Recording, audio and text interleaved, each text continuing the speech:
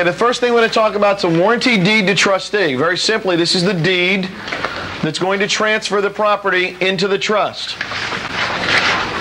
When this deed is recorded, the property will now be titled in the name of the trust. And here's how the blanks get filled in. The guarantors. That's you if you're conveying your own property to your trust.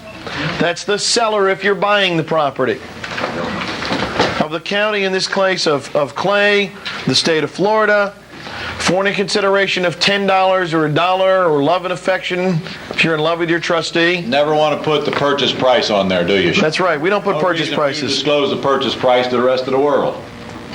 Normal in Florida to use $10 and other valuable consideration. Right. There's a place at the end of that first partial paragraph where it says, under provisions of section.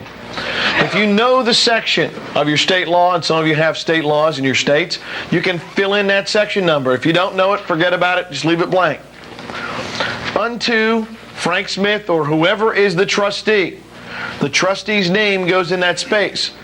And then it says, as trustee and not personally, under the provisions of a trust agreement dated the 14th day of June, or any date that's the date you sign a trust agreement. Same date as the deed. Trust agreement should bear the same date as the trust deed. That's right. And make sure that happens, because if that doesn't, you may have a problem trying to explain why you got two different dates. Okay, next thing you're going to do is identify the trust. It's known as trust number. Put the house number in there, or call it the 123 Main Street Land Trust. However you want to name the trust, you can do that. And it will go right there. I always use the street address because it makes it easy for me to identify which property. I can't look at the legal and tell which house it is. I can look at the number of the street address and tell immediately which house it is. That's right. The following described real estate in the county and state it's located in. In the space provided, you're going to insert the legal description of the property. Now, I know some of you can't type. Even those of you that can type, we do not want you typing on here any more than necessary. Because if you mess up the legal description, you screwed up the whole title. So let's give them the easy version, Ron. Go ahead. All right, take a copy of something in your files with your legal description on it. Cut out your legal. Paste it on the front of your deed here. Make a copy of that. And now that becomes your original document when you complete filling it out.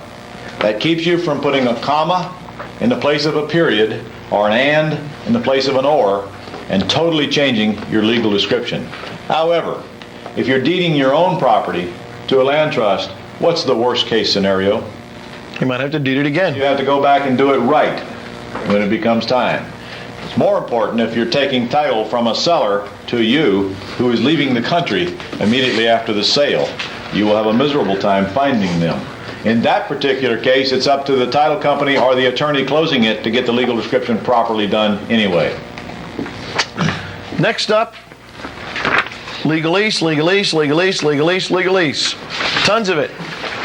And what it means is this: the trustee has all the power and authority we need him to have, or her to have, to handle the title to the property and do what we need them to do. So you're saying that this deed is not a regular warranty deed or a regular quitclaim deed. It has special language in there tailored to the trust. That's right. I'm going to tell you how I learned about this deed, by the way.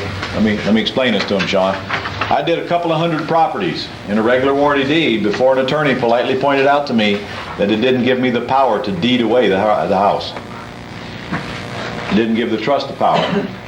I got away with it. I got away with it until an attorney who actually knew more about this than me, which isn't that difficult, found that I was doing it wrong and pointed out to me that I better start using the right deed, and that's how this one became available. I don't care what state you're in, you can't go wrong using this deed. Some states you'll get away with using the regular warranty deed, but why not use the right one? It's right here in your hands. This is a special deed to the trustee with the right language in it. Okay? And you need the language. I've had attorneys in the great state of Florida who have told their clients flat out that they don't like the trust language and they don't want to use it. Do not let your attorney outsmart you, which may be hard sometimes. Okay?